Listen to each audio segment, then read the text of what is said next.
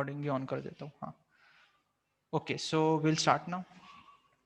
अब होगी बहुत बकवास, काम करते अभी। अरे हो गया ना, कितना मैसेज करोगे गुड इवनिंग सर जूम पे क्यों? अरे बेटा वो यूट्यूब लाइव पे मेरे यहाँ से थोड़ा प्रॉब्लम हो जाता है, so that is why on zoom, तो मैं जूम पे ही लूँगा क्लास, इसीलिए वो यूट्यूब लाइव मेरे यहाँ से इट्स नॉट वर्किंग प्रॉपरली, इसीलिए। ठीक है, चलो अभी बकवास बंद, अभी कोई मैसेज नहीं करेगा। अरे अरे अरे, हर चीज़ पे ओके सर बोलना ज़रूरी थोड़ी ना रहता है, जब मैंने कुछ पूछा तो ठीक है। सो मैं क्या बोल रहा था, विजुअलाइजिंग सॉलिड शेप्स। तो इसमें क्या है कि in general there are 2 dimensional figure and 3 dimensional figure. हाँ हाँ बेटा, पीडीएफ भी भेजूंगा, वीडियो रिकॉर्ड करके यूट्यूब पे अपलोड करके लिंक भी भेज दूंगा, सब कुछ मिलेगा, सब कुछ मिलेगा। सब सेवा वैसी ही होगी जो पहले सेवाएं मिलती थी, सेवा में कुछ भी कमी नहीं मिलेगी। कोशिश करूंगा कि अच्छा ही कुछ दूं। बहुत ही टेंशन लेते यार तुम, ये मिलेगा क्या, वो मिलेगा क्या, ऐसा होगा क्या, पढ़ाने तो देंगे नहीं क्या मुझे?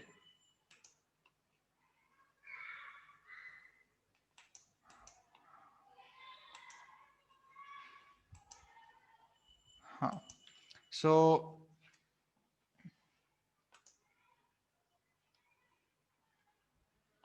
अरे बस हो गया, मैसेज बंद करो अभी। मैंने क्या बोला कि सॉलिड शेप्स क्या होते हैं, 2 डायमेंशनल होते हैं एंड 3 डायमेंशनल शेप्स होते हैं। ठीक है, तो अभी देखो इसको इस तरह से लिख देता हूँ।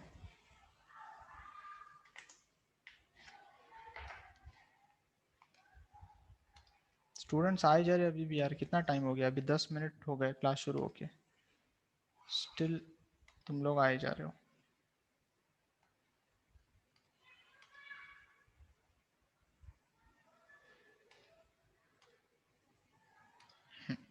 सो सॉलिड शेप्स,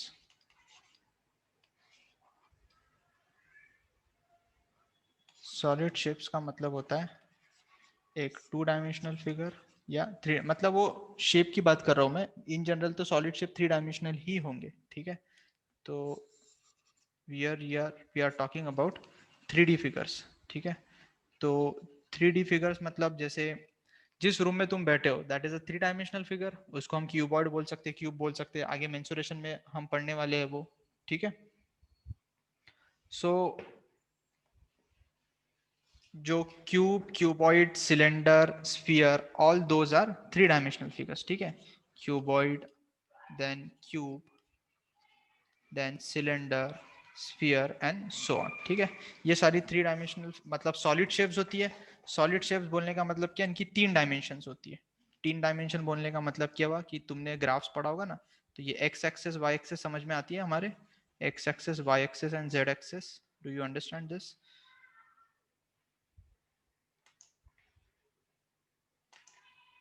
हाँ, तो X axis Y axis and Z axis के कंपैरिजन में I am talking about the shapes. ठीक है, तो 3 dimensions are nothing but solid figure, cube, cuboid, cylinder, फिर मैं वो भी लिख सकता हूँ पिरामिड, प्रिज्म, ये सारी चीजें। ठीक है, और फिर कुछ 2 डायमेंशनल फिगर्स भी होती है, 2D फिगर्स। 2D फिगर्स में क्या होता है, जैसे सिंपल अपना रेक्टेंगल, ठीक है, जिसमें X axis and Y axis सिर्फ these 2 axes are there, those are known as 2 dimensional figures. ठीक है, चलो अब इस चैप्टर को हम जल्दी से खत्म करेंगे and then will start with the mensuration chapter, क्योंकि इसमें ज्यादा कुछ टाइम स्पेंड करने लायक है नहीं।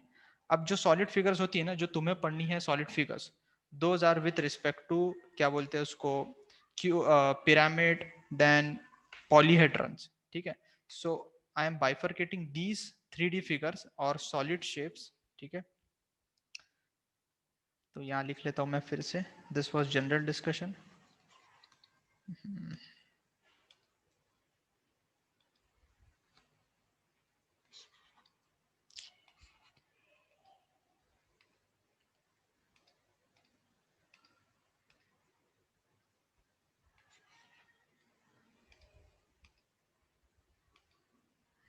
Now it is fine. ठीक है, सो हमें जो सॉलिड शेप्स पढ़ने हैं दोज आर, ठीक है, सॉलिड शेप्स दो टाइप के होंगे, one is what you call polyhedron, ठीक है, and next is pyramid. Polyhedron and pyramid. These are the solid shapes we would be discussing. ठीक है, तो अब पॉलीहेड्रॉन का मतलब क्या होता है?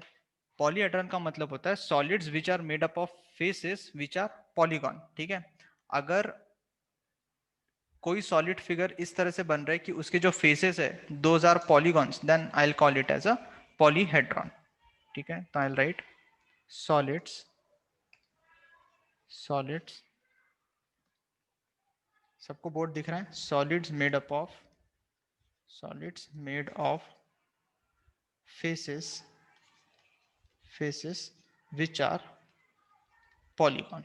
ठीक है, विच आर पॉलीगॉन बोलने का मतलब क्या हुआ अभी कि यहाँ पे वी आर टॉकिंग अबाउट, जैसे क्यूबॉइड ले लिया मैंने, simple example. So in cuboid what do you have? Cuboid में तुम्हें पता है क्यूबॉइड में क्या होता है? क्यूबॉइड में सारी faces are rectangular, rectangular faces मिलेंगी तुमको. So I can say that cuboid is such example जहाँ पे faces are all being made up of polygon. Polygon का मतलब क्या? Any N sided figure, any N sided quadrilateral, जैसे N sided figure बोल दे तो in those the side should be straight, मतलब जो फिगर बनता है पॉलीगॉन में that should be something like this. ठीक है, कर्व फिगर से की बात नहीं चल रही यहाँ पे. और पिरामिड क्या होता है? पिरामिड में ये होता है कि इस एक वर्टेक्स से, लेट्स से कि ये मेरा बेस मैंने रेक्टेंगल बना दिया, from this vertex I can join these vertices. तो इस तरह का शेप जो बनता है this is known age pyramid. ठीक है यार, why everyone is joining again and going back again? फिर वापस आना जाना क्यों चल रहा है तुम्हारा? ठीक है, वेट लेट मी चेक. ऐसा नहीं होना चाहिए, रुको 2 मिनट. मैं एंट्री नहीं दूंगा, ऐसा बार बार आओगे जाओगे तो मुझे डिस्टरबेंस होगा ना बेटा. देखो फिर से वही, या तो आप लेट आ रहे हो या तो वही स्टूडेंट्स.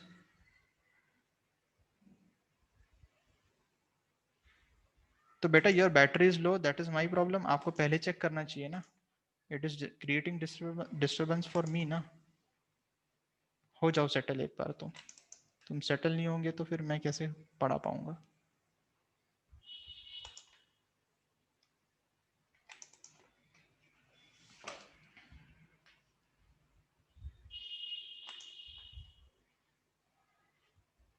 हाँ, अभी 2 मिनट रुक जाओ, विल स्टार्ट. आपने लिंक तोड़ दिया.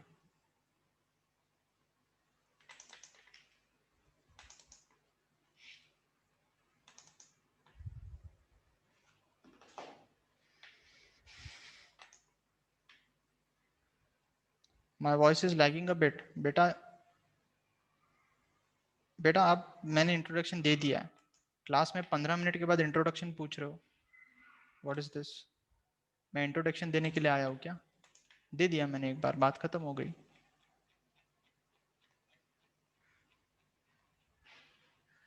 बोल दिया ना मैंने, मेरा नाम मयूर है करके. मयूर सर बुला सकते हो मुझे आप.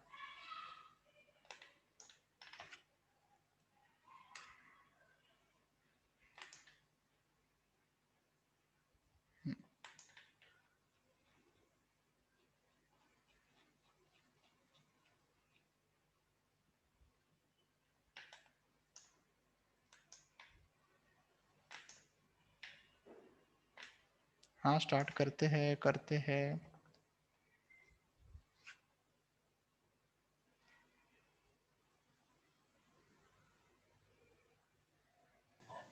ज्वाइन ही नहीं हो रहा था सर. कोई बात नहीं, अभी हो गया. Yes sir. हाँ ठीक, ज्वाइन हो गया तो बस सर अभी. फिर से रिपीट करो आपने अभी जो पढ़ा है वो. हाँ करता हूँ बेटा, सब रिपीट करता हूँ. आप थोड़ा वेट तो कर लो, जब तक सब सेटल हो जाते. तो ये छोटा सा टॉपिक है, आधा घंटा लगेगा इसको कंप्लीट करने में. सो फटाफट कर लेते हैं इसको. सर ये रिकॉर्डेड लेक्चर आप यूट्यूब पे डालने वाले हो क्या? हाँ डालूंगा बेटा, देना ही पड़ेगा आपको, नहीं तो आप. Thank you sir. हाँ लिंक भेज देना. हाँ भेजूंगा भेजूंगा, लिंक भेज दूंगा. ठीक है.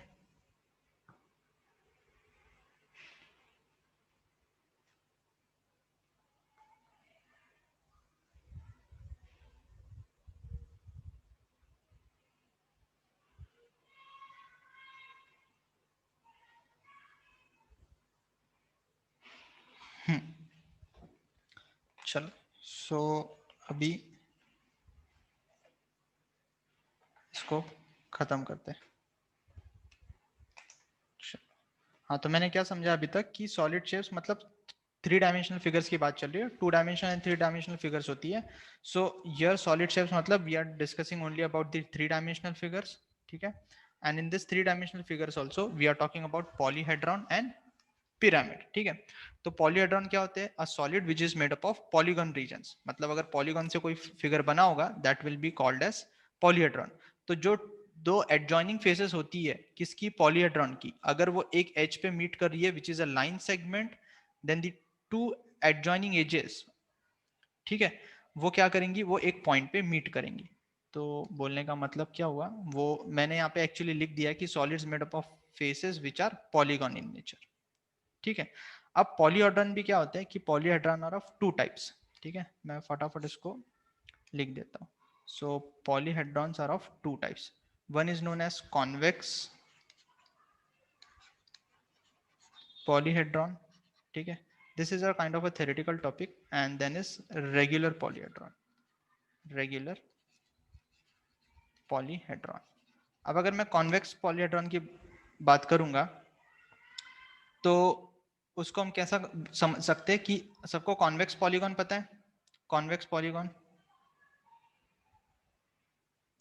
कॉन्वेक्स पॉलीगॉन समझ में आता है? तो कॉन्वेक्स पॉलीहेड्रॉन का मतलब क्या है कि, अरे कॉन्वेक्स पॉलीगॉन नहीं पता तुमको? कॉन्वेक्स क्वाड्रिलेटरल, कॉन्वेक्स क्वाड्रिलेटरल, हाँ पीडीएफ भेजूंगा। चलो, कॉन्वेक्स क्वाड्रिलेटरल पता है तुमको? तो नहीं पता, चलो। कॉन्वेक्स का मतलब क्या होता है कि सारे जो इंटरनल एंगल्स होते हैं ना, दोज आर 180, सारे इंटरनल एंगल्स जो होते हैं दो should be equal to 180 degree. if a quadrilateral or a polygon is having all the internal angles as 180 degree, then it is called a convex polygon or convex quadrilateral. So convex polyhedron का मतलब क्या हुआ कि whose all faces are convex. और convex का मतलब मैंने क्या समझाया कि सारे internal angles less than 180 degree होने चाहिए। Then we have regular polyhedron. Regular polyhedron में क्या होता है कि अगर सारे जो उसके फेसेस होंगे, if those are regular polygons and same number of faces meet at each vertex, ठीक है। All faces are regular polygon, ठीक है, all faces are regular polygon. Then next thing is and ये बोलना पड़ेगा कि जो same number of faces meet करेंगे and same number of faces meet, same number of faces meet at each vertex, at each vertex. हर एक vertex पे same number of faces meet कर रहे हैं। इसका मतलब क्या हुआ, देखो अभी समझाता हूँ कि अगर मैंने ये, मैं अभी रेगुलर पॉलीहेड्रॉन समझाने की कोशिश कर रहा हूँ। अगर मैंने इस तरह का फिगर बनाया, ठीक है, तो आई थिंक ये फिगर देख के सबको समझ में आ जाएगा कि ये किस तरह का फिगर है। देखो ये क्या बनाया मैंने, दिस इज अ क्यूबॉइड, ये तो क्यूबॉइड या क्यूब जो भी बोलना है, ठीक है। So this is a cuboid और क्यूब, हाँ I will go a bit so don't worry. तो अगर मैंने अभी ये क्यूबॉइड या क्यूब बनाया है तो इसमें क्या हो रहा है, देखो ऑल ये क्यूब बोल देता हूं मैं, ठीक है। क्यूब बोलने से क्या हो गया कि ये जो सारी साइड्स है इसकी ये इक्वल हो गई, all the sides are equal. If the sides are equal तो the faces will be regular, ये रेगुलर फेसेस हो जाएंगे ना। क्यों रेगुलर फेसेस का मतलब क्या, सारी sides equal, all the sides of this figure are equal. अब देखो तुम सेकंड उसने क्या लिखा हुआ है, same number of faces meet at each vertex. Let's consider one particular vertex. अगर मैंने इस वर्टेक्स को कंसीडर किया, इस वर्टेक्स पे कितनी फेसेस मीट हो रही है, एक देखो ये फेस जो ऊपर से आ रही है, फिर एक ये साइड वाला फेस और ये बैक साइड वाला फेस। मतलब आप इसको कैसे समझ सकते हो, जिस रूम में तुम बैठे हो ना उस रूम को क्यूब मान लो थोड़ी देर के लिए, that is actually a cuboid, उसको मैंने क्यूब मान लिया। अब अगर मैंने कोई एक वर्टेक्स कंसीडर किया, वर्टेक्स कंसीडर करने का मतलब कोई भी एक कॉर्नर को देखो। अब अगर तुम एक जिस रूम में तुम बैठे हो अगर किसी एक कॉर्नर को ऑब्जर्व करोगे, एक कॉर्नर को देखो, जैसे तुम्हारा ऊपर वाला कॉर्नर देख लो तुम, जो तुम्हारे सामने में ऊपर में 2 कॉर्नर होंगे लेफ्ट और राइट में, किसी भी एक कॉर्नर को देखो तुम, तो वहां पे तुमको कितनी फेसेस मीट करती हुई दिख रही है, कितने वॉल्स मीट हो रही है, तीन वॉल्स मीट हो रही है कि नहीं मीट हो रही है? तीन वॉल्स मीट हो रही है। तो अब तुम किसी भी कॉर्नर को कंसीडर करो, किसी भी कॉर्नर को कंसीडर कर लो। एक मैंने तो किसी एक को करने के लिए बोला था, अब तुम कोई भी कॉर्नर को देखोगे ना, तो every corner is having three faces meeting at it, है ना? तीन फेसेस सारी कॉर्नर्स पे मीट कर रही है। तो अगर वो इस तरह का फिगर होगा तो उसको हम रेगुलर पॉलीहेड्रॉन बोलेंगे। तो इसका मतलब कि मैं जो क्यूब है, क्यूब जो है, cube I can call it as a regular polyhedron. ठीक है क्या?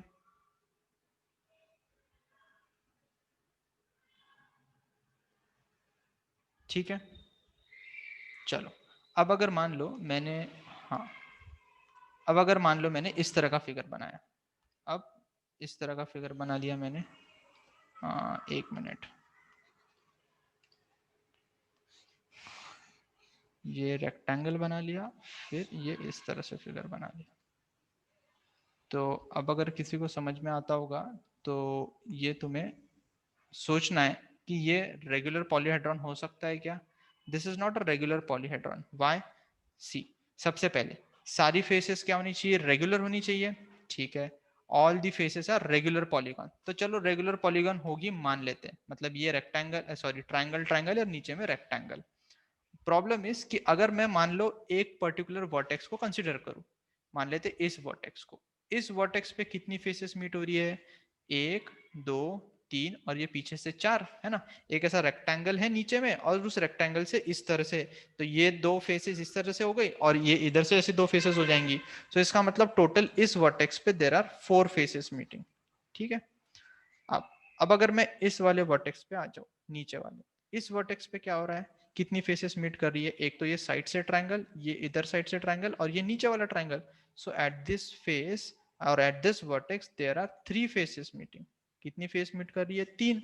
तो डेफिनेशन में क्या बोला था मैंने रेगुलर पॉलीहेड्रॉन के, कि एट ईच फेसेस और at each vertex same number of faces should meet. तो यहाँ पे तीन फेसेस मीट हो रही है, यहाँ पे फोर फेसेस मीट हो रही है, तो दैट इज नॉट अलाउड, है ना? तो इसका मतलब this is not a regular polyhedron. ठीक है, तो लिख देते हैं यहाँ पे नॉट अ रेगुलर पॉलीहेड्रॉन। ठीक है, and this is a regular polyhedron.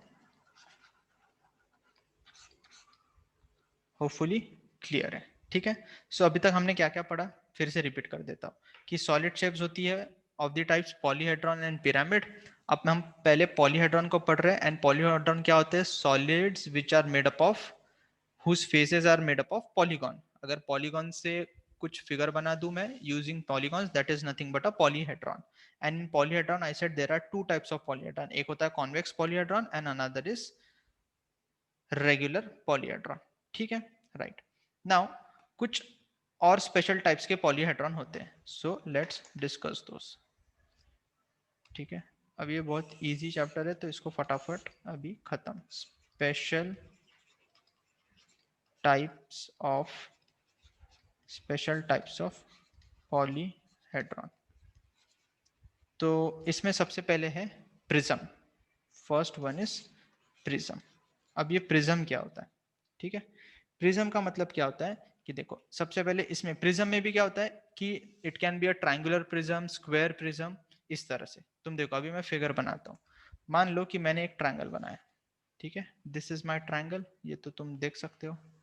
ठीक है, अब क्या किया मैंने, ये ट्रायंगल के तीन वर्टाइसेस है, तो तीनों वर्टाइसेस से एक लाइन बना दी इस तरह से, ठीक है, और एक इस तरह से। अब जैसे मैंने ये तीन लाइन बना दी, तो ये तीन लाइन को फिर से मैंने इधर भी ज्वाइन कर दिया।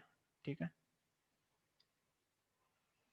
तो ये जो फिगर बना है, this is nothing but a prism, this is nothing but a triangular prism. क्या प्लीज एक्सप्लेन कॉन्वेक्स पॉलीहेड्रॉन? अच्छा, बता दो अभी। देखो कॉन्वेक्स पॉलीहेड्रॉन, कॉन्वेक्स पॉलीहेड्रॉन में क्या बोला मैंने कि a polyhedron whose faces are convex. Convex का मतलब क्या? देखो तुमको शायद कॉन्वेक्स पता नहीं इसलिए तुम बोल रहे हो, वैसे इजी है। कॉन्वेक्स का मतलब when all internal angles internal angles are less than 180 degree और internal angles are less than 180 degree. सबसे पहले कॉन्वेक्स का मतलब, तो अगर इसमें फेसेस रेगुलर हो इरेगुलर हो that is not a problem. तो मान लो मैंने इस तरह का फिगर बना दिया, ये सिंपल, ठीक है, क्यूब या क्यूबॉइड।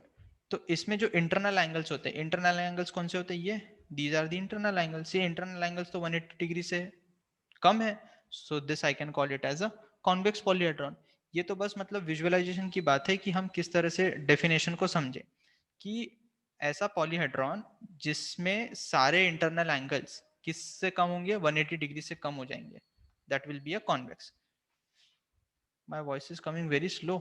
बेटा आपका इंटरनेट कनेक्शन चेक करो, आई थिंक मेरे यहाँ से तो कोई दिक्कत नहीं हो रही है। सबको प्रॉब्लम हो रही है क्या? सबको मेरी आवाज स्लो आ रही है? नो प्रॉब्लम बोल रहा है, तो जिनको प्रॉब्लम हो रही है they should check their internet connection, ठीक है ना। आप अपना रिफ्रेश करो।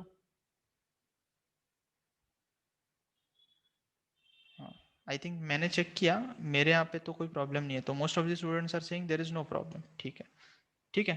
तो ये internal angle less than 180 degree हो जाएगा, तो it will be a convex polyhedron, ठीक है। अच्छा, इसको समझने का और एक भी तरीका होता है। देखो तुमने क्वाड्रिलैटरल का भी पढ़ा होगा ना, तो तुमको क्वाड्रिलैटरल की डायगोनल समझ में आती है। ये देखो,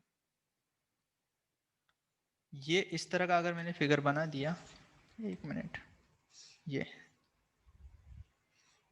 ठीक है, इस तरह का फिगर बना दिया, तो इसमें क्या है कि ये क्वाड्रिलैटरल है, तो इसकी तो ये एक डायगोनल हो गई और दूसरी डायगोनल देखो ये होगी, तो डायगोनल बाहर चली गई। If the diagonal of a quadrilateral is outside then it is called a concave.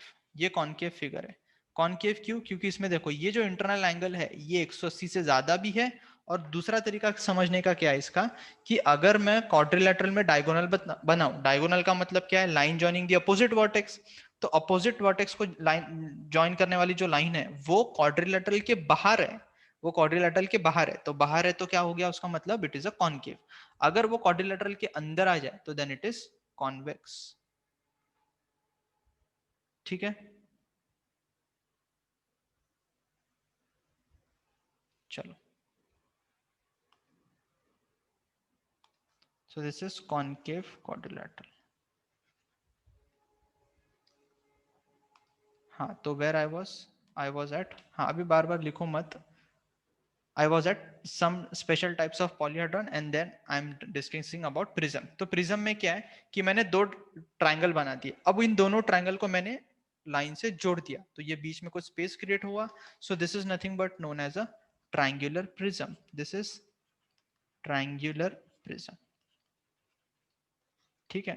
Definition wise तो तुम्हें भी समझ में आ रहा है। अब अगर मुझे स्क्वायर प्रिज्म बनाना होगा तो मैं क्या करूंगा, मैं स्क्वायर बना लूंगा। पहले इस तरह से मैंने स्क्वायर बना दिया, फिर इस स्क्वायर से लाइंस को ओरिजिनेट किया, ये ओरिजिनेट किया, ठीक है। अब थोड़ा सा ये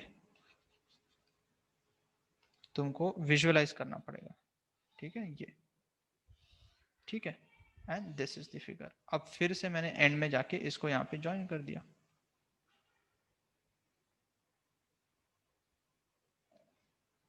देखो ये,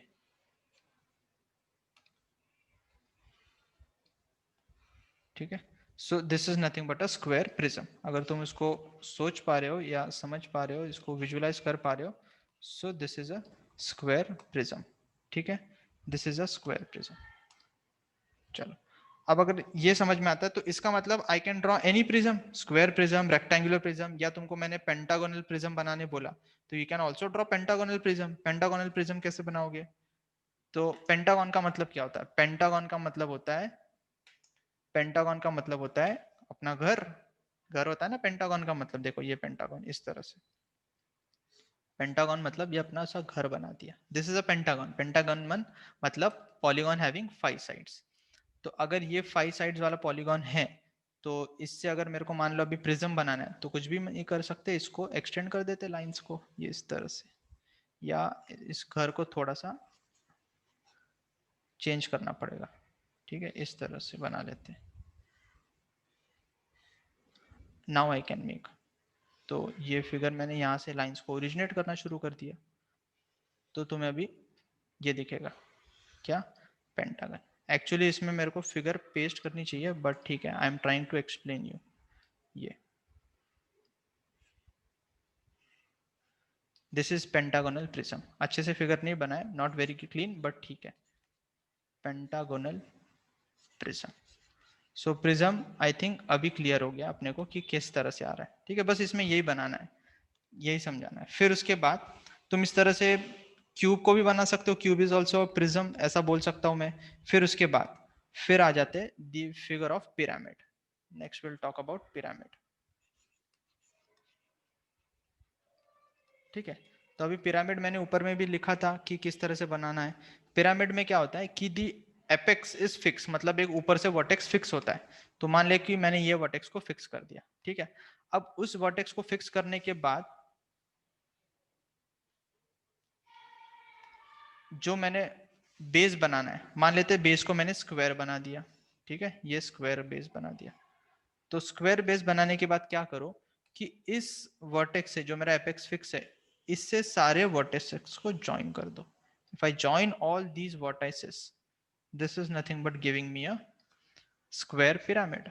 this is a square pyramid. नाम कैसे पड़ रहा है स्क्वायर पिरामिड? जो उसका बेस होता है ना, जो उसका बेस होता है उसके ऊपर डिपेंडेंट होता है कि ये क्या बनेगा। दिस इज अ स्क्वायर, तो इसलिए ये स्क्वायर पिरामिड। अगर मैंने नीचे ट्रायंगल बना दिया तो ट्रायंगुलर पिरामिड बनेगा। ट्रायंगल बनाने का मतलब क्या हुआ, देखो इस तरह से, ये ट्रायंगल बना दिया मैंने नीचे। अब ये ट्रायंगल बना दिया, तो अब इसमें से यहाँ पे एक मैंने एपेक्स पॉइंट फिक्स कर दिया, अब इससे इसको ज्वाइन कर देते हैं, ठीक है। So this figure is nothing but a triangular pyramid. Why triangular pyramid? क्योंकि जो बेस है that is a triangle, so this is a triangular pyramid, ठीक है। This is triangle, that is why triangular pyramid.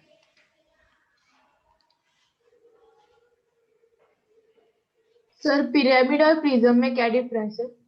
हाँ, pyramid और prism में difference देखो ना बेटा, ये देखो प्रिज्म में तो क्या हो रहा है कि जो बेस है, मान लेते हैं कि ट्रायंगल जैसे हुआ, तो अब अगर मैंने ट्रायंगल को देखा यहाँ से, तो यहाँ से सारे लाइंस ओरिजिनेट हुई, ये रेड वाली, और दूसरा फेज भी तुमको दिख रहा है यहाँ पे ट्रायंगल बन रहा है। अब तुम पिरामिड में जाओ, पिरामिड में क्या होगा, सारी लाइंस ओरिजिनेट होके एक ही पॉइंट पे मीट कर रही है। दिस इज द डिफरेंस, कि यहाँ पे एक एपेक्स फिक्स कर दिया, फिर उससे मैं फेसेस बना रहा हूँ। तो पिरामिड में क्या होता है कि पिरामिड में जो फेसेस होती है वो मोस्टली ट्रायंगल होती है। बेस को छोड़ दे तो all the other faces apart from the base are triangle. और अगर बेस को देखूंगा तो बेस तो कुछ भी हो सकता है, ट्रायंगल, स्क्वायर, रेक्टेंगल, या पेंटागन, हेक्सागन, हेक्टागन, कुछ भी हो सकता है। लेकिन प्रिज्म में तो ऐसा नहीं है। प्रिज्म में क्या है कि प्रिज्म में सारी फेसेस एक ही तरह की होगी। अगर मैं ट्रायंगुलर प्रिज्म बना रहा हूं तो देखो ये जो एंड वाली है ये ट्रायंगुलर होंगी, और जो बची कुची है वो रेक्टेंगुलर होंगी। समझ में आ रहा है तुमको? और अगर स्क्वायर प्रिज्म में जाऊं तो ये देखो, ये जो मैंने ब्लू में बनाया है, ब्लू में बनाया दिस इज अ स्क्वायर, और जो रेड में तुमको दिख रहा है यहाँ पे ये दिस इज अ रेक्टेंगल। तो इट डिपेंड्स है ना। अभी मैं क्वेश्चन लूंगा तुमको, फिर क्वेश्चन से भी समझ में आएगा। ऑब्जेक्टिव क्वेश्चन कर रहा था, फिर उससे हमें थोड़ा बहुत और आइडिया आएगा, ठीक है। चलो अब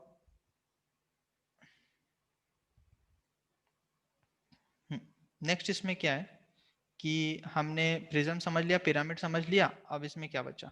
हाँ, फिर एक क्या होता है ना कि अच्छा तुमको एजेस, फेसेस और वर्टेक्स ये तो समझ में आ जाएगा, तो कॉमन सेंस है, ठीक है ना। अगर मैंने सिंपल सा क्वेश्चन पूछा कि अगर मैं इस ट्रायंगुलर पिरामिड को देखूं, तो इस ट्रायंगुलर पिरामिड में मैंने पूछा कि कितने वर्टाइसेस हैं, कितने वर्टेक्स है। तो वर्टेक्स का मतलब क्या हुआ, ये एक वर्टेक्स हुआ, फिर ये दूसरा वर्टेक्स, ये तीसरा वर्टेक्स, और ये चौथा। So there are 4 vertex. अगर मैंने पूछी कि एजेस कितनी है, तो कितनी एजेस दिख रही है तुमको, बताओ एजेस, बताओ कितनी दिख रही है edges. You can see are how many there are, देखो ये 1 2 3, 3 एजेस यहाँ पे और 3 नीचे, सो देयर आर 6 एजेस। और फेसेस कितने, फेसेस बताओ फटाफट, how many faces you can C. Pyramid है तो ये ट्रायंगुलर फेसेस 3 हो जाएंगे, 3, और ये नीचे बेस है वाला 1, सो देयर आर 4 फेसेस, है ना। ये तो एकदम इजी है बताना, ठीक है।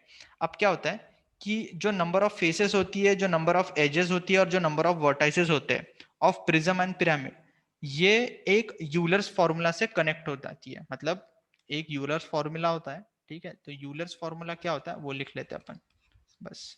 Euler's formula,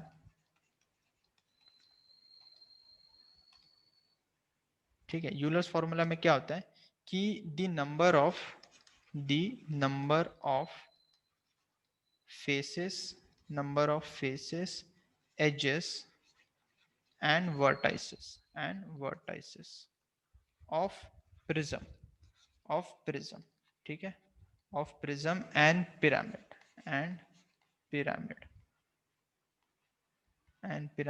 are connected by the formula, and what is that formula? That formula is v plus f minus e is equal to 2. V plus f minus e is equals to 2. This is the Euler's formula which is connecting the vertices, faces and edges, ठीक है। तो ये empirical relation है, इसका कोई proof exist नहीं करता, ये तो इंपेरिकल रिलेशन है। इंपेरिकल रिलेशन का मतलब क्या, कि वो बहुत सारी चीजों को देख के डिराइव कर के रखा हुआ है, ठीक है। चलो, सो अब इसका यूज क्या होगा क्वेश्चन करने में, देखो मैं तुमको बताता हूँ। तुम्हें क्वेश्चन इस तरह से पूछा जाएगा। चलो अब मैंने क्वेश्चन लिखा। Question is a polyhedron has 30 edges, has 30 edges, ठीक है, and 20 vertices। तो पूछा है how many faces does the polyhedron have? तो ऊपर वाला फॉर्मूला यूज करेंगे तो अपने आप 1 मिनट में आंसर आ जाएगा, 1 मिनट भी नहीं लगेगा, ठीक है। क्या दे रखा है पॉलीहेड्रॉन में, हमें ये बोल रखा है कि इस तरह का पॉलीहेड्रॉन है जिसमें एजेस कितनी है 30, तो दीज आर 30 एजेस। फिर उसके बाद वर्टाइसेस कितनी है 20 है, और फेसेस निकालनी है हमें। तो हमें पता है कि v plus F minus E is equal to 2 होता है। तो 12 इसको यूज करेंगे तो कितना आ जाएगा, ई वर्टाइसेस 20, फेसेस एफ पता नहीं, और एजेस कितनी है 30 इक्वल टू 2। तो यहाँ से एफ कितना आ जाएगा 30 minus 20 plus 2, that is nothing but 12. So there are 12 faces in the given polyhedron. Very easy enough, ठीक है ना। चलो अब क्या करते हैं, बस इतना ही है, इससे ज्यादा अभी सॉलिड शेप्स में और डिस्कस करने लायक ज्यादा कुछ है नहीं, ठीक है। चलो तो अब हम क्या करते हैं कि मैं कुछ ऑब्जेक्टिव क्वेश्चन कराता हूँ, फिर उस ऑब्जेक्टिव क्वेश्चन को अगर हम पढ़ेंगे तो हमारा प्रैक्टिस हो जाएगा जो अभी तक पढ़ा है हमने, ठीक है। यस 1 मिनट बस, मैं कॉपी कर रहा हूँ।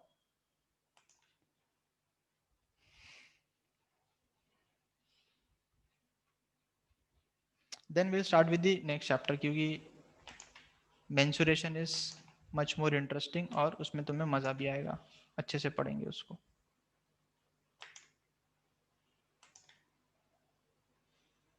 हाँ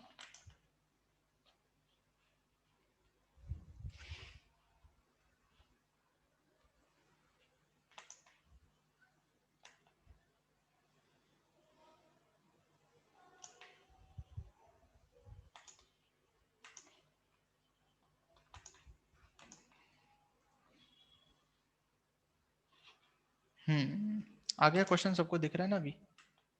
दिखने ही चाहिए भाई, दिखने ही चाहिए। हाँ सर।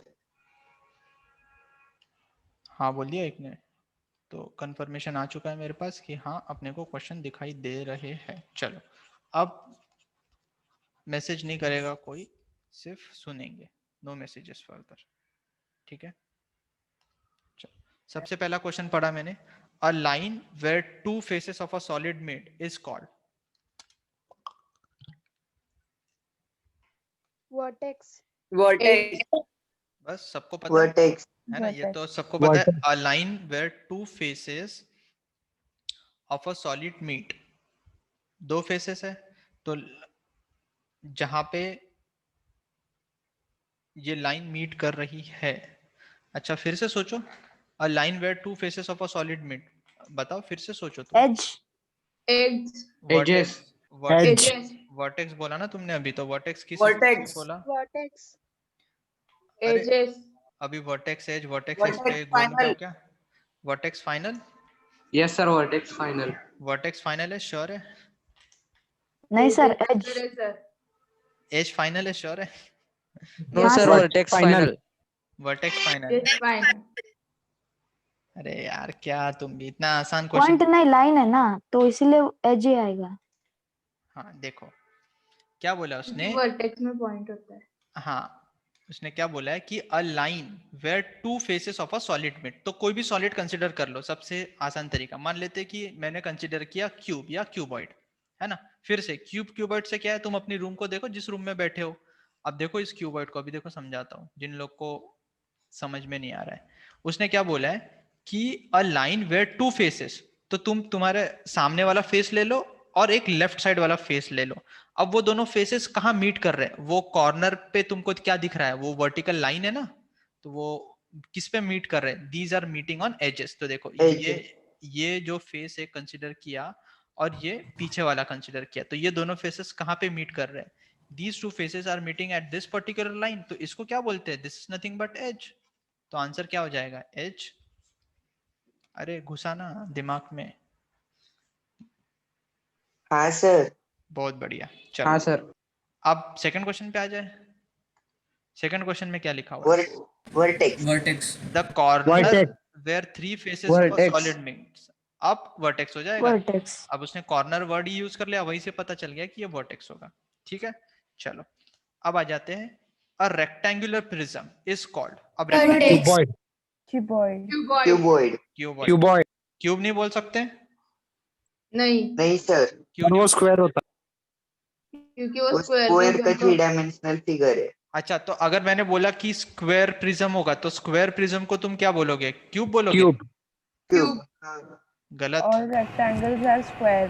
देखो all rectangles sir are all square बोल साइड्स रहे आर हैं, equal. All rectangles are square बोल रहा है ये तो। चलो देखो कोई बात नहीं, देखो प्रिज्म का मतलब क्या है, पहले इस तरह से ये मैंने रेक्टेंगल बना लिया, ठीक है ये रेक्टेंगल है, दिस इज अ रेक्टेंगल। तो प्रिज्म का मतलब क्या है कि इन लाइंस को मैंने एक्सटेंड कर दिया। तो प्रिज्म में क्या होता है ना कि ये जो फेसेस बना रहा हूं मैं बाद में, दीज आर ऑलवेज रेक्टेंगल्स, ठीक है ये हमेशा रेक्टेंगल्स ही होते हैं। तो दिस इज अ प्रिज्म, ठीक है ये इस तरह से प्रिज्म बना। अब अगर मैं इस रेक्टेंगल की जगह ये जो मैंने सामने में रेक्टेंगल बनाया है ना, इस रेक्टेंगल के कारण ये रेक्टेंगुलर प्रिज्म हो गया, और ये जो फेसेस दिख रहा है तुम्हें ऊपर में, ये तो हमेशा ही रेक्टेंगल होगा, वो ट्राइंगुलर प्रिज्म हो या रेक्टेंगुलर प्रिज्म हो उससे फर्क नहीं पड़ रहा है। तो इसलिए this is a cuboid, a rectangular prism is also called a cuboid, इसको क्यूबॉइड भी बोल सकते हो, क्योंकि क्यूबॉइड में क्या होता है, length breadth and height different होती है, क्यूब में length breadth and height equal हो जाती है। ठीक है चलो फिर टेट्राहेड्रन। अच्छा टेट्राहेड्रन क्या होता है, ये अभी मैंने बताया था कि ऊपर नहीं, जो ट्रायंगुलर पिरामिड होता है ना उसी का दूसरा नाम होता है टेट्राहेड्रन। तो इसी को लिख लो यहाँ पे कि ये जो ट्रायंगुलर पिरामिड होता है this is also known as tetrahedron. अब ये तो नाम है, इसमें मतलब what I can explain more, this is also known as tetrahedron. ठीक है this is a kind of information जो हमें पता होनी चाहिए। देन नेक्स्ट क्वेश्चन पे आ जाओ, अ ट्रायंगुलर पिरामिड हैज, अब बताना सही से, ट्रायंगुलर पिरामिड में कितनी फेसेस होती है, सोचो। 4 फेसेस 4. 4 5 4. 5 मेरे को दो 4 आंसर मिले, एक किसी ने Five, 4 बोला, five, किसी ने five, 5 five. बोला। Sir, fix 5. 5 Sorry, 5. Five. 5. सोच लो सोच लो। 4 5 4 5 Five. 4 5 Five. 4 5। Sir, नीचे एक होता है. हाँ तो चलो अभी देखते हैं, देखो हाँ हो गया अब खत्म, अब तुम्हारा टाइम समाप्त। ट्रायंगुलर पिरामिड, तो सबसे पहले ट्रायंगुलर पिरामिड तो मैं बना लेता हूँ। तो नीचे ट्रायंगल, और फिर इस ट्रायंगल से ओरिजिनेटिंग जो लाइंस होंगी वो एक पॉइंट पे जाके मीट करेंगी, ये इस तरह से बनेगा अपना ट्रायंगुलर पिरामिड। तो ट्रायंगुलर पिरामिड में कैसे देखो, कैसे कैलकुलेट करो, तुम नीचे वाला देखो, नीचे वाला फिगर क्या है, ट्रायंगल है, तो ट्रायंगल का मतलब ये तो एक फेस हो गया, और यहाँ से एक फेस, यहाँ से एक फेस, और यहाँ से एक फेस, टोटल कितने फेसेस हो गए? 4। ये देखो ना, ये एक, अब इसको हाईलाइट करके दिखाता हूँ, ये एक फेस जो अभी मैं हाईलाइट कर रहा हूँ, ठीक है, फिर ये दूसरा फेस है ना, और ये सामने में मेरे दिख रहा है जो तीसरा फेस, और एक नीचे वाला। So there are total 4 faces, 5 नहीं होंगे। चलो अब आ जाते हैं, Sir, अ क्यूब है। 5 also. 5 कैसे होगा बेटा? मतलब डाउट है, फिर से समझाओ, कोई बात नहीं, सोचो। 5 प्रिज्म में होता सर है। It is in prism. हाँ, प्रिज्म में होगा, प्रिज्म में तो 5 फेसेस होंगे। क्यों 5 फेसेस होंगे?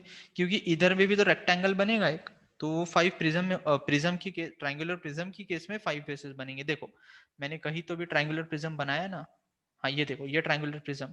तो इसमें अब तुम देखो कि ये एक फेस यहाँ पे दिख रहा है, मतलब ये एक रेक्टेंगल, ये साइड वाला दूसरा रेक्टेंगल, ये नीचे तीसरा, ये ट्रायंगल चौथा, और ये ट्रायंगल पांचवा। ठीक है, चलो फिर आ जाते हैं Yes, sir. Cube. A cube has, cube में क्या होता है? 12 edges, 8 vertex. 12 edges and 8 A1 vertices, ये तो बहुत इजी है। 12 edges, 8 vertices. हाँ, 8 A. वर्टाइस, ठीक है। फिर आ जाते हैं a square pyramid. Square pyramid में क्या होता है? Square pyramid has 4 triangular faces, 3 triangular faces, 5 triangular faces, 1 triangular face. सोचो, तो square pyramid, Triangular faces. 4 4, triangular faces। 4. अब A option. इसको इस तरह से समझ सकते हो तुम कि जो भी पिरामिड बन रहा है उसका बेस क्या है, बेस की जितनी साइड होंगी उतने नंबर ऑफ ट्रायंगुलर फेसेस आ जाएंगे। क्योंकि अगर मैं स्क्वायर पिरामिड ये बोलूंगा तो यहां से देखो ना, इस तरह से फेसेस बनेंगी। तो since there the square has 4 sides, तो यहाँ पे 4 ट्रायंगुलर फेसेस बनेंगे। ठीक है, फिर 8th पे आ जाते हैं। 8th में क्या लिखा हुआ है? A rectangular pyramid has, rectangular pyramid में क्या है? 8 edges, 5 A. vertices। 8 edges, 5 vertices. ये रेक्टेंगुलर पिरामिड बनाए बांध लेते हैं, ये रेक्टेंगुलर पिरामिड बनाए बांध लेते हैं। तो इस रेक्टेंगुलर पिरामिड में तुम देखो एजेस कितनी होंगी? ये 1, ये 2, ये 3, ये 4, 5, 6, 7 और ये 8। सो एजेस कितनी हो गई? 8 एजेस। फिर उसने क्या बोला? वर्टाइसेस। तो वर्टाइसेस देखो, एक तो ये ऊपर वाला, फिर ये 1 2 हो गया, फिर ये 3 4 और ये 5। So there are 5 vertices. So 8 edges and 5 vertices. सही बात समझाया मैंने इस फिगर में? ठीक है। Yes sir.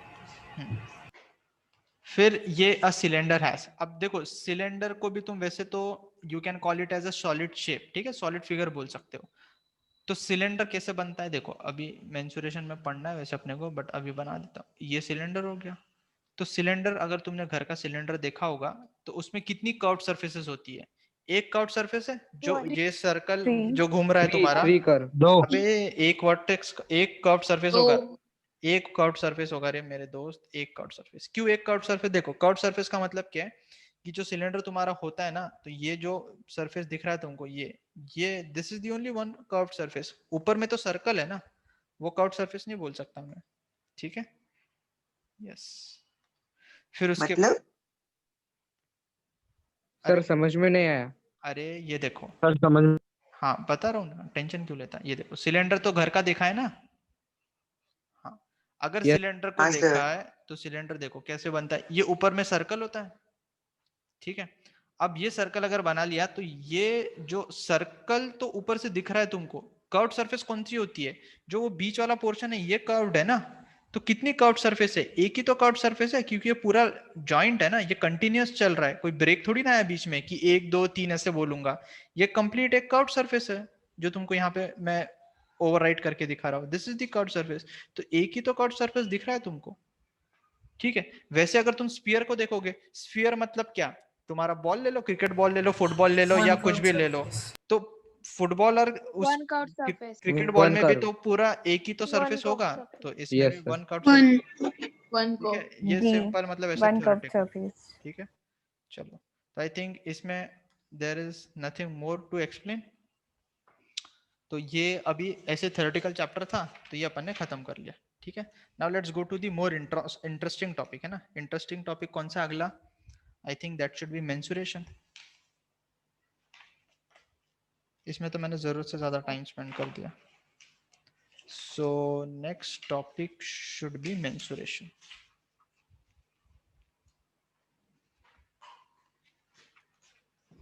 Just a minute.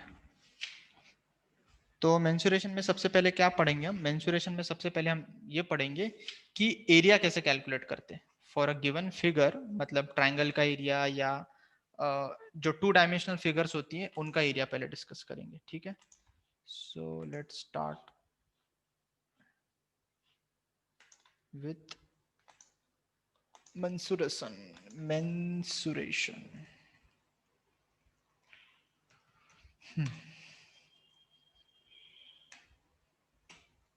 ठीक है,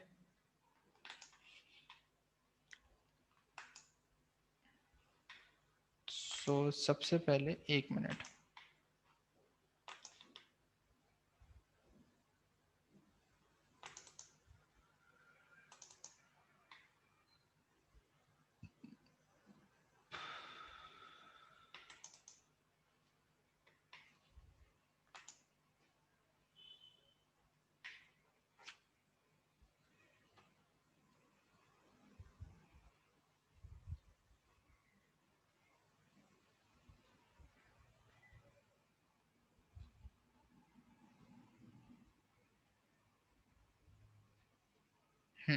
सो अगर मैंने सबसे पहले मेंसुरेशन में पूछा कि area of 2D figures upon discuss करते जो तुम्हें पता होंगी. ठीक है, तो सबसे पहले मान लो मैंने पूछा कि what is area of a triangle. तो एरिया ऑफ ट्रायंगल आता है सबको?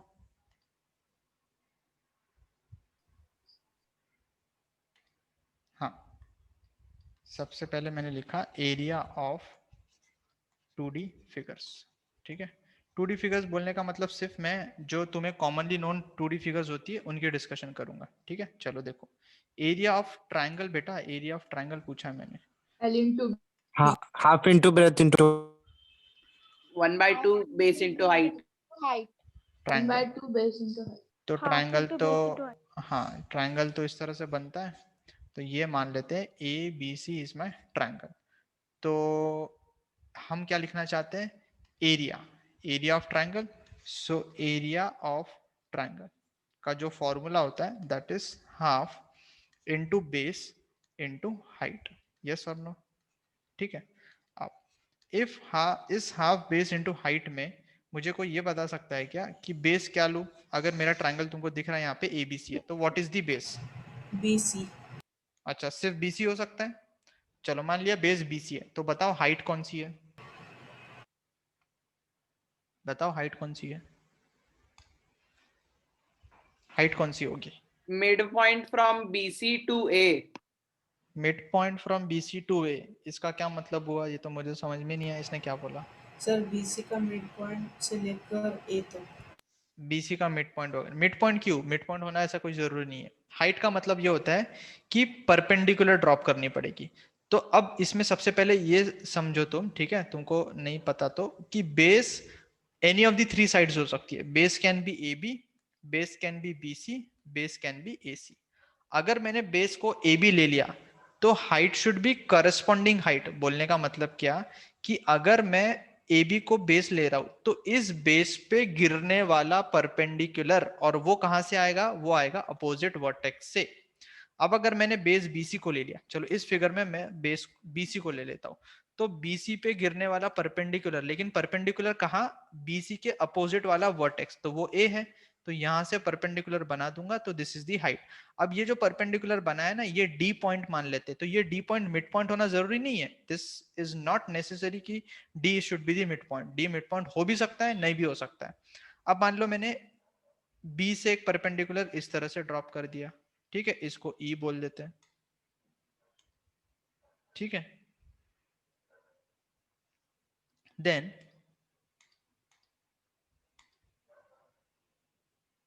हाँ, ये कुछ लोगों को ज्यादा मस्ती आ रही है ना. अभी देखो इनका काम.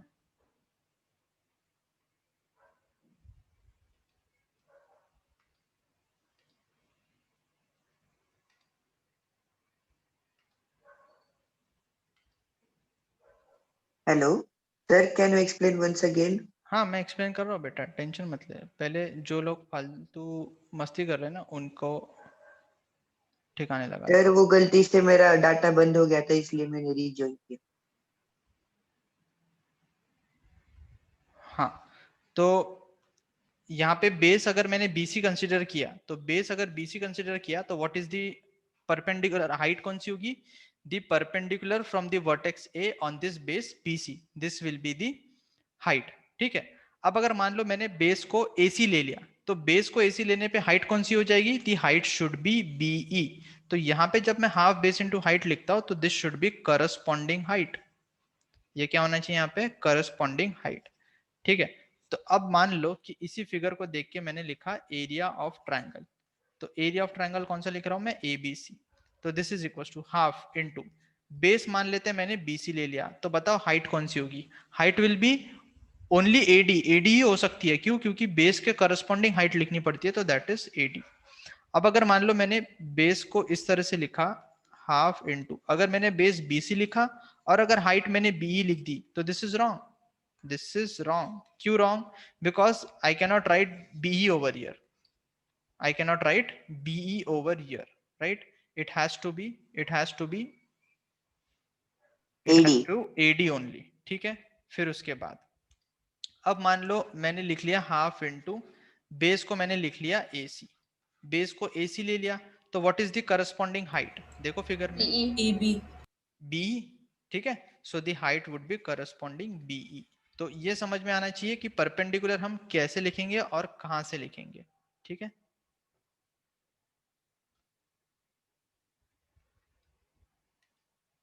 फाइन। हाँ टेल हिम टू रीजॉइन ना, अगर वो रीजॉइन करेगा तो मैं ऐड कर दूंगा।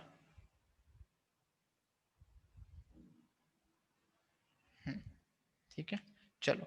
सो ये गलत लिखा हुआ था। ठीक है, चलो तो अंडरस्टूड है कि एरिया किस तरह से लिखते हैं। अब अगर मैंने पूछा what is perimeter of the triangle, तो पेरीमीटर ऑफ ट्रायंगल पता है सबको? पेरीमीटर ऑफ ट्रायंगल क्या होता है? Addition of all Sum of sides. all sides. Sum of all. Sum of all sum of all side. Sum of all sides. ठीक है, सम of all sides. तो इसमें तो देयर इज नथिंग न्यू जो मुझे यहाँ पे बताना पड़ेगा। ठीक है, अब आ जाते हैं ट्रायंगल के बाद क्या होता है। ट्रायंगल के बाद तुम्हें इक्विलैटरल ट्रायंगल का एरिया पता है? Do you know what is equilateral triangle area? नहीं सर। नहीं पता, चलो तो नेक्स्ट लिख लेते हैं area of No, equilateral sir. Triangle. ठीक है, area of sir side square. नहीं, एरिया ऑफ इक्विलैटरल ट्रायंगल। ठीक है, area of equilateral triangle this is equal to √3/4 side square. ठीक है, √3/4 साइड स्क्वायर। इसका मतलब, अच्छा इक्विलैटरल ट्रायंगल का मतलब क्या होता है? इक्विलैटरल ट्रायंगल का Equal. All sides are equal, है ना? तो साइड स्क्वायर बोलने का मतलब क्या हुआ कि इक्विलैटरल ट्रायंगल में all the sides are equal. अगर मैंने ABC लिख दिया तो AB is equal to BC is equal to AC होता है for equilateral triangle.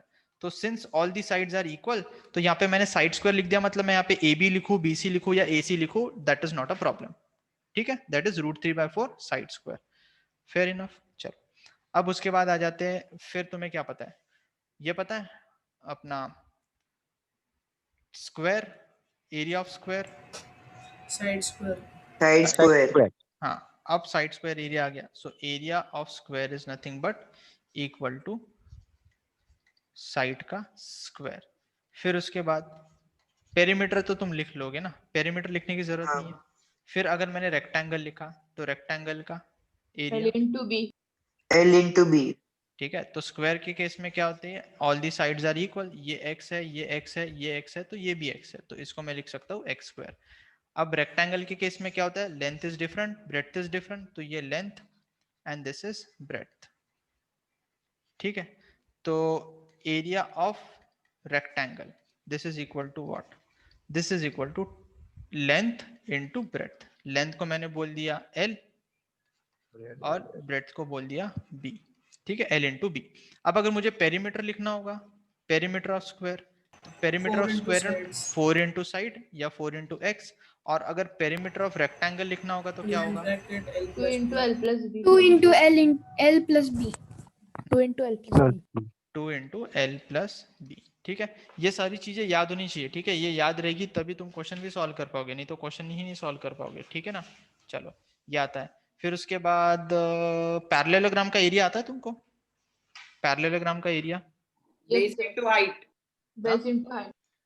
Base into Base Base into height. हाँ, इक्विलैटरल ट्रायंगल में सारे एंगल्स भी इक्वल होते हैं। चल लिख लिया, अब ये तो पूछ रहा है तो लिख दिया मैंने। ये 60 डिग्री, दिस इज 60 डिग्री, और ये भी 60 डिग्री। चलो ठीक है। हाँ, अब क्या बोल रहा था मैं? पैरेललोग्राम। तो पैरेललोग्राम में भी एरिया जो लिखते हैं हम, दैट इज पैरेललोग्राम, इसका ये जो एरिया होता है ना। अच्छा, पैरेललोग्राम तो तुमने टॉपिक पढ़ लिया होगा ना 8 में, तो तुम्हें ये पैरेललोग्राम का मतलब तो समझ में आता है ना? हाँ, opposite, both pairs of opposite sides are parallel. तो जो पैरेलल एंड इक्वल। हाँ, एरिया ऑफ पैरेललोग्राम जो होता है that is equal to base into height. अब इसमें फिर से मैं बेस क्या लिखूं और हाइट क्या लिखूं? तो जो मैंने ट्रायंगल में समझाया same thing is valid over here. ठीक है, तो अब मान लो जैसे मैंने बेस ए बी ले लिया, तो मेरी हाइट कौन सी हो जाएगी? बेस ए बी लेने के कारण हाइट वो होगी जो ए बी बेस पे गिरने वाला परपेंडिकुलर है। तो इन दिस केस अगर मैं यहां से एक परपेंडिकुलर ड्रॉप कर दूं तो this can be the height. मान लेते इसको डीपी, या यहां से एक परपेंडिकुलर बना दूं जो इसको एक्सटेंडेड वाले पे मीट करेगा, this can be the height. तो ये बेस इनटू हाइट में बेस अगर मैंने एपी ले लिया तो height can be either DP और height can be C Q. ठीक है, अच्छा अब मान लो अगर मैंने बेस को एडी ले लिया, तो एडी लेने के बाद हाइट कौन सी होगी? तो वो मुझे बनाना पड़ेगा परपेंडिकुलर, मतलब एडी पे गिरने वाला परपेंडिकुलर मान लेते हैं ये कुछ बी आर। ठीक है, ये B R, this is the way we write area of parallelogram. ठीक है ना, पता होना चाहिए, नहीं तो फिर बाद में जाके कंफ्यूज होगा। फिर तुम्हें रोम्बस पता है? What is rhombus? Yes, sir. बताओ, रोम्बस को डिफाइन करो। रोम्बस को डिफाइन करो ना। अरे तुमने तो बोला पता है तुमको, बट डिफाइन नहीं कर पा रहे।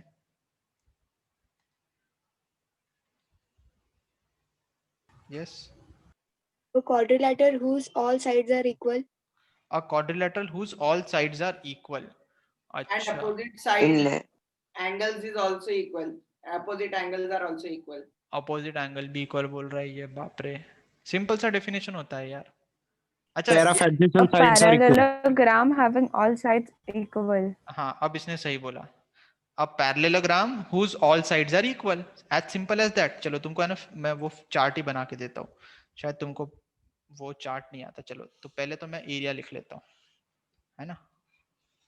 ये ए बी सी और ये डी। ठीक है, तो इसमें रोम्बस में क्या होता है? All the sides are equal. तो अगर ये एक्स है, ये एक्स है, तो ये भी एक्स हो जाएगा। ठीक है, तो इसका एरिया हम कैसे लिखते हैं पता है क्या? Area of rhombus, area of rhombus, हाँ anyone, this is equal to half into product of diagonals, product of diagonals. ठीक है, तो प्रोडक्ट ऑफ डायगोनल्स बोलने का मतलब क्या हुआ कि यहाँ पे मान लो मैंने हाफ इनटू, ये एक डायगोनल है AC and this is the other diagonal. ठीक है, तो half into AC into BD। अच्छा तुमको ये पता है क्या कि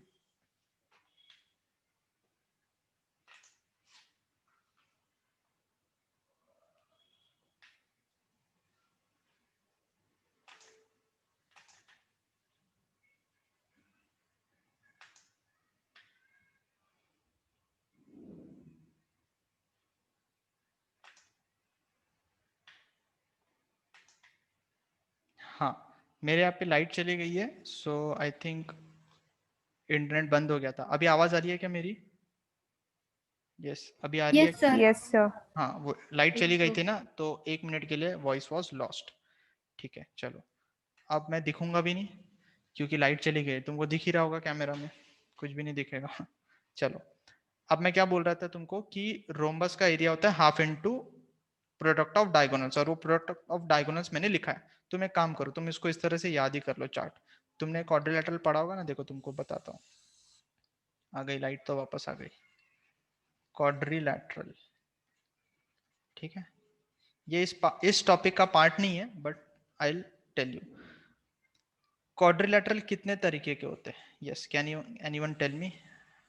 types of quadrilateral. Yes. 6. 6 types of quadrilateral. My God.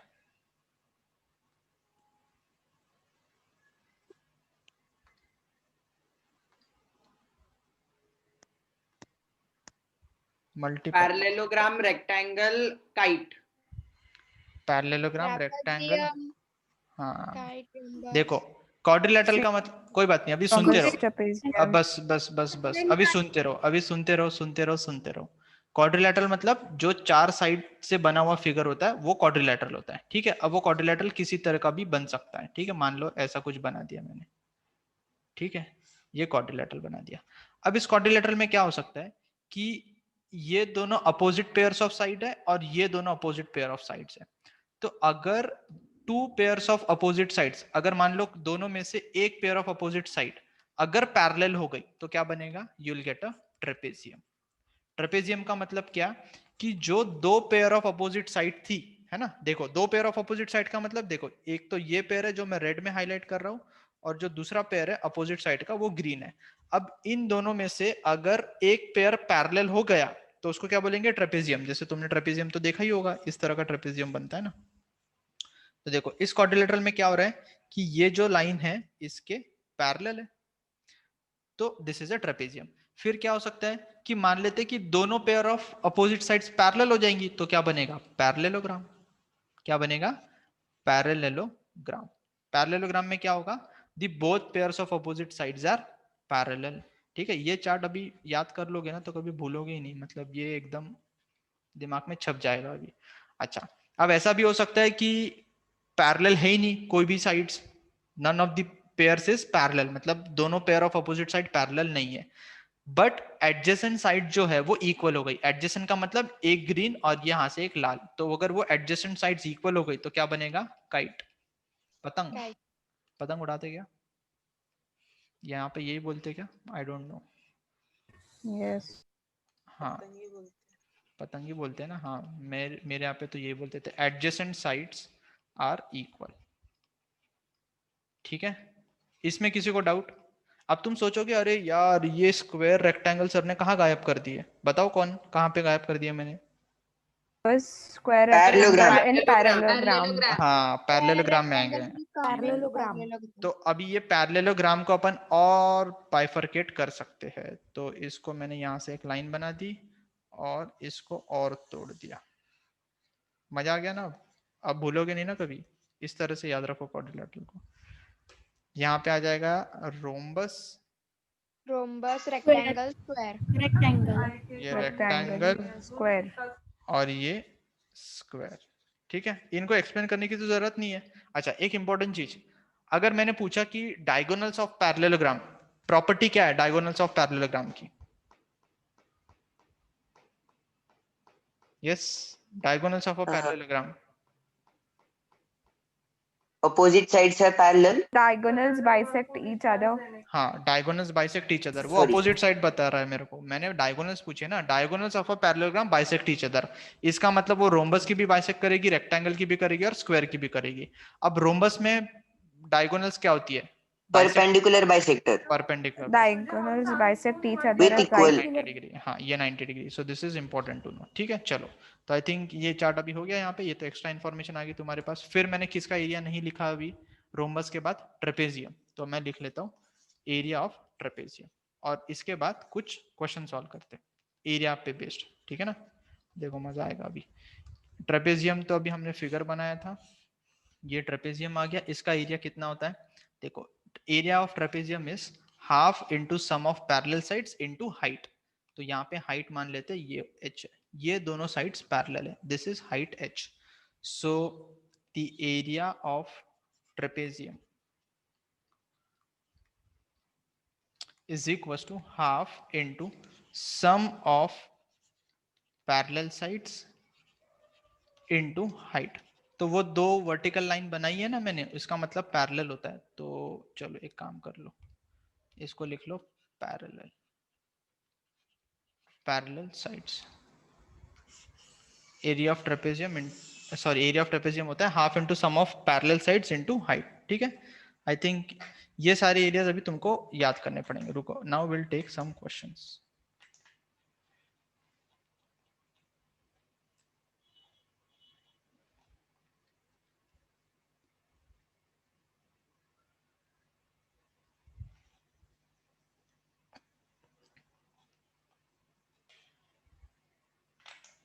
Sir, can you explain the trapezium area once again?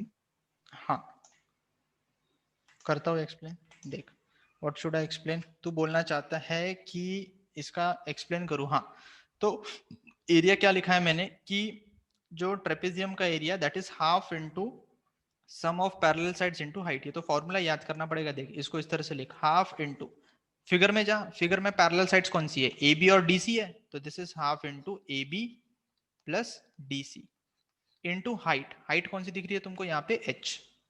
So this is how I write the area. ठीक है, I think अब. हाँ सर. हाँ, चलो अभी क्वेश्चन सॉल्व करते.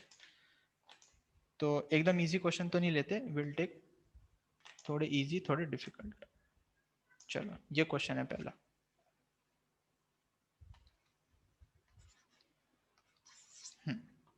तो question में क्या लिखा है? The area of rhombus, area of rhombus is 72 centimeter square. If its perimeter is 32, find its altitude. थोड़ा सा दिमाग लगाने वाला क्वेश्चन. Sir, altitude means? अच्छा, ऑल्टीट्यूड का मतलब नहीं पता. ऑल्टीट्यूड मींस दी परपेंडिकुलर, मतलब जैसे अभी मैंने हाइट लिखी थी ना, हाइट. यस, हाइट मतलब ऑल्टीट्यूड मान लो तुम. Yes, sir. ठीक है, तो देखो आई थिंक थोड़ा सा डिफिकल्ट हो जाएगा ये अभी, कोई बात नहीं, कर लेते हैं.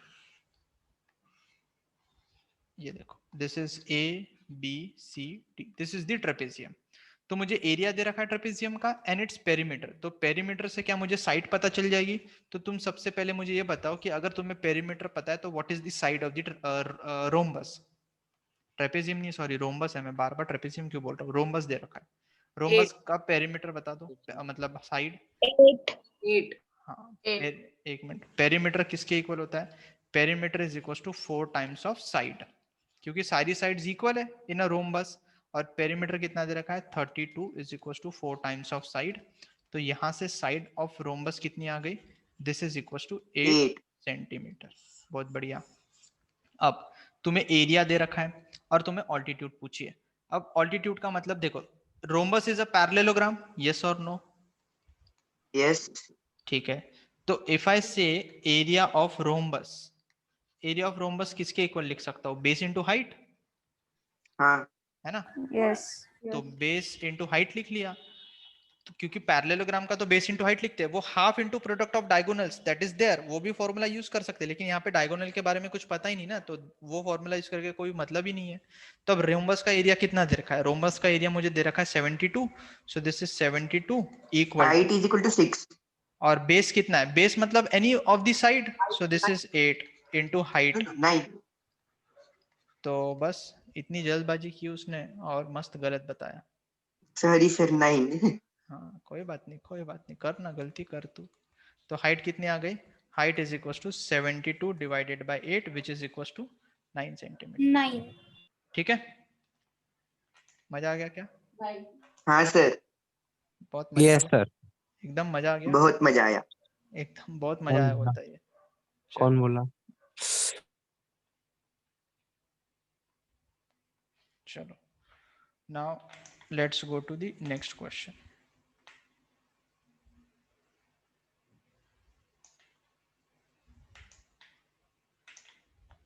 Question number 2.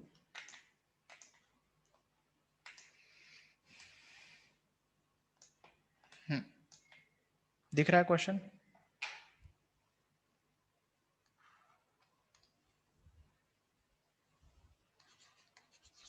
Question number 2. In the figure, ABCD is a quadrilateral in which AB is parallel to DC. तो ये AB और DC parallel है. DC कितना दे रखा है? 7. AB दे रखा है 13. CB दे रखा है 10. And DA is perpendicular to AB. Find area of the quadrilateral. Okay. चलो. Let's discuss this.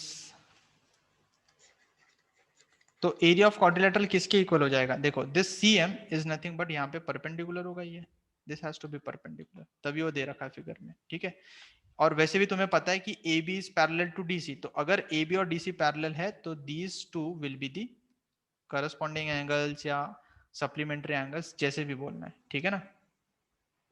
अरे क्या हो गया, हाँ। तो अगर मुझे इस फिगर का एरिया निकालना है तो I can say that by looking at the figure, area of quadrilateral A B C D किसके इक्वल होगा, this will be area equal to area of A M C D plus area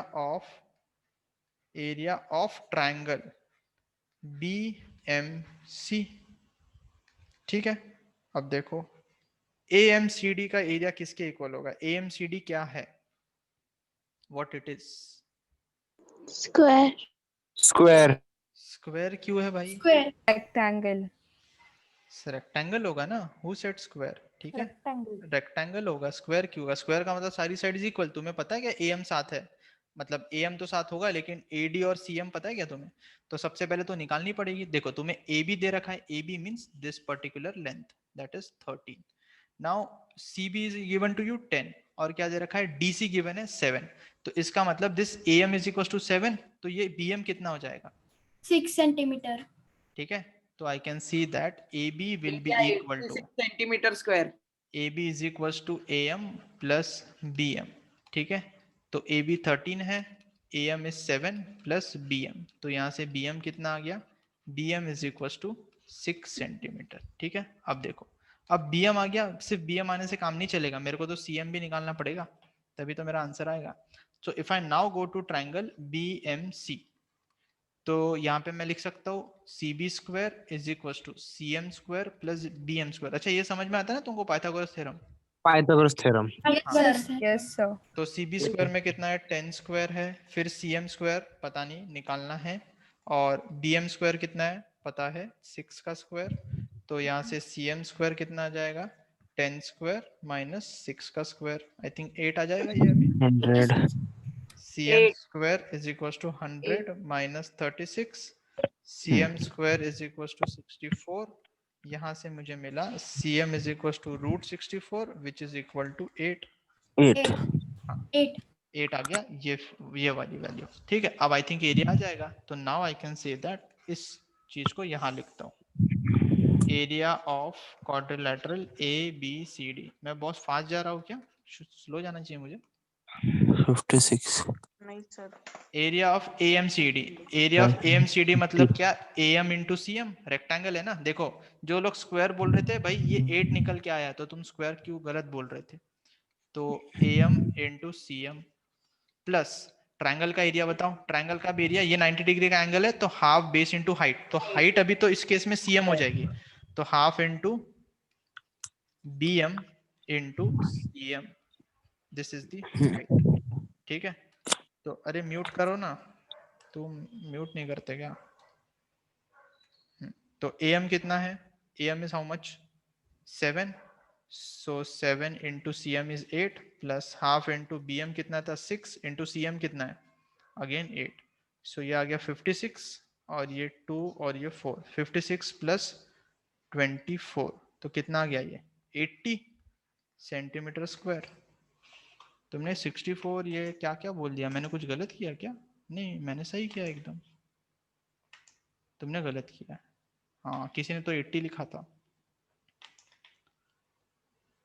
किसी को दिक्कत, किसी को doubt है क्या, समझ में नहीं आया, No, sir, no doubt. No sir, no doubt sir. चलो चलो एक और क्वेश्चन करें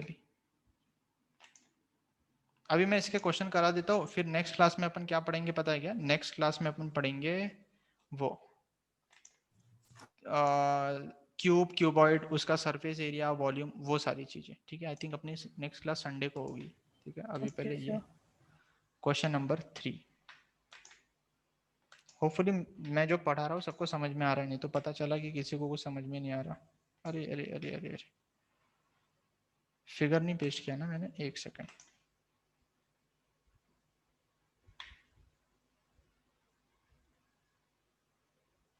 नहीं इसको मत लो, डोंट टेक दिस, इसको हटा दो,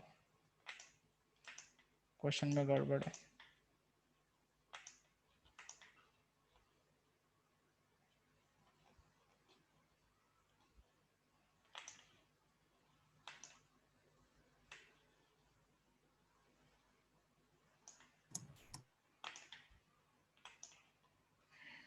क्वेश्चन नंबर 3।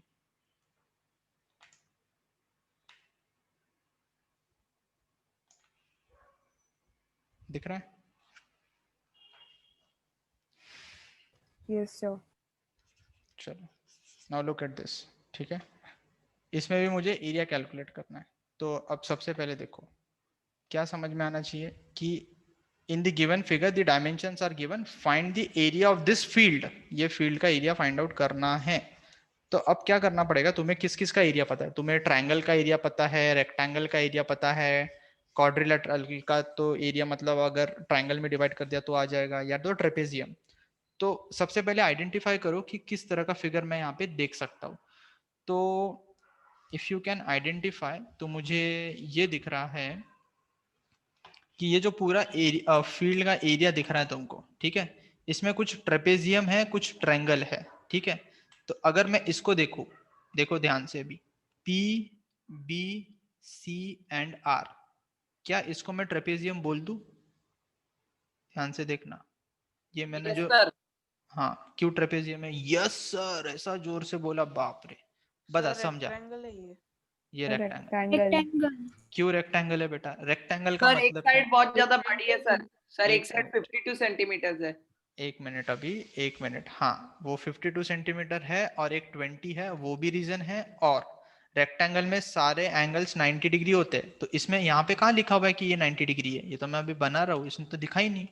तो this is not a rectangle. ठीक है, वो फिगर में देख के तुमको समझ में आना चाहिए कि this is a trapezium. Trapezium क्यों बोल रहा हूँ? क्योंकि ये 90 डिग्री है, ये 90 डिग्री है, तो ये दोनों लाइंस पैरेलल तो हो जाएंगी। यस और नो? ठीक है, तो first of all I can say that PBCR is trapezium. अब ये मैंने कहां से बोल दिया? ये मैंने फिगर को देख के ऑब्जर्व किया। ठीक है, आई हैव ऑब्जर्व दिस। चलो, तो अभी मुझे पूरे एरिया का फील्ड का निकालना है, तो आई कैन से, देखो अभी ध्यान से देखना, area of field. Area of field किस किस के एरिया के बराबर होगा? ये ट्राइंगल, ये ट्रेपेजियम, ये ट्राइंगल, ये ट्राइंगल और ये ट्राइंगल। खत्म, बराबर है ना? तो area of triangle PAB plus area of trapezium. Trapezium कौन सा ट्रेपेजियम है? PBCR। ठीक है, देन प्लस इस ट्राइंगल का एरिया कौन सा है? वो area of triangle DRC plus area of triangle EQD plus area of triangle AQE। देखो इतना समझ में आया क्या सबको पहले? सर, हाँ, सर हम पूरा एक AED पूरा ट्रायंगल नहीं ले सकते क्या?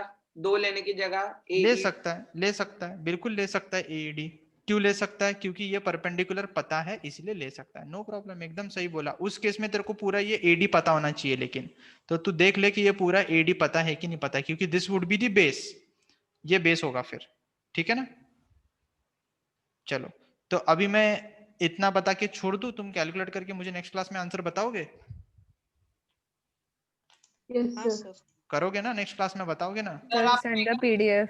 हाँ, मैं PDF भेजूंगा ना इसका। PDF तो अभी भेज दूंगा, sir, with in 2 minutes after the class PDF मिल जाएगा। और जो रिकॉर्डेड लेक्चर होगा वो आपको with in let's say half an hour, क्योंकि वो मतलब अपलोड होने में थोड़ा टाइम लगता है और सेव होने में थोड़ा टाइम लगता है जूम पे। ठीक है, PDF तो यूल गेट एज सुन, मतलब जैसे क्लास खत्म हो जाएगी मिल जाएगा अभी। Okay, okay, sir. तो इसका आंसर कैलकुलेट करके मेरे को नेक्स्ट क्लास में बताओगे। और जो तुम्हारा बुक होगा फाउंडेशन का, उसमें मेंसुरेशन वाले चैप्टर में जो एरिया रिलेटेड क्वेश्चंस होंगे ना, वो एक बार सॉल्व करना। ठीक है, उनको ट्राई करना। फिर अपन नेक्स्ट क्लास में क्या पढ़ेंगे? नेक्स्ट क्लास में हम पढ़ेंगे मेंसुरेशन में आगे क्यूब, क्यूबॉइड, सिलेंडर, वो सारी चीजें। ठीक है, यस सर। चलो Yes, sir. फिर बंद करें अभी। हाँ sir. Yes, sir. Bye, sir. Bye, sir. Good night.